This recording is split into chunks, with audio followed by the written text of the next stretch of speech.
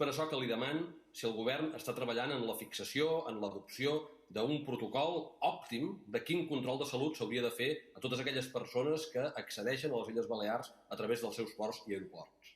Moltes gràcies. A ports i aeroports hi ha d'haver una estratègia europea sobre els controls sanitaris que és absolutament fonamental per garantir el control sanitari tant en origen com a l'arribada. Això és el que mantenim i és el que estem demanant en el govern d'Espanya perquè arriben a l'acord necessari a nivell de la Unió Europea. Moltes gràcies. I gràcies, senyora presidenta, per la seva resposta, però de la seva resposta em preocupa una cosa. Vostè m'està parlant d'uns protocols a nivell europeu i precisament jo el que estic reclamant és uns protocols específics per a territoris insulars. Això és de la màxima importància. De la màxima importància per dos motius.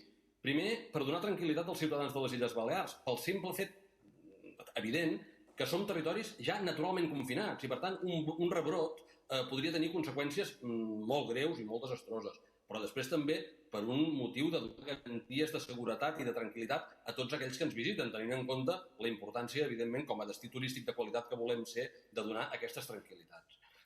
Davant d'això, jo crec que podem fer dues coses. Una és esperar i l'altra és actuar. Esperar a què? Doncs el que ha dit vostè, a que la Unió Europea prengui acord sobre com ha de ser el control de salut en els aeroports o el govern d'Espanya.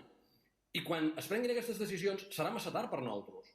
L'altra opció és actuar, és dir ja com creiem, a partir dels informes dels nostres epidemiòlegs, com ha de ser aquest control d'entrada en els aeroports, no de tota Europa, sinó estrictament de les nostres illes. Jo crec, senyora presidenta, que els ciutadans de les Illes Balears estarien molt tranquils si sabessin que el govern està treballant en la línia de fixar aquest protocol i de reclamar-lo al govern espanyol i a la Unió Europea.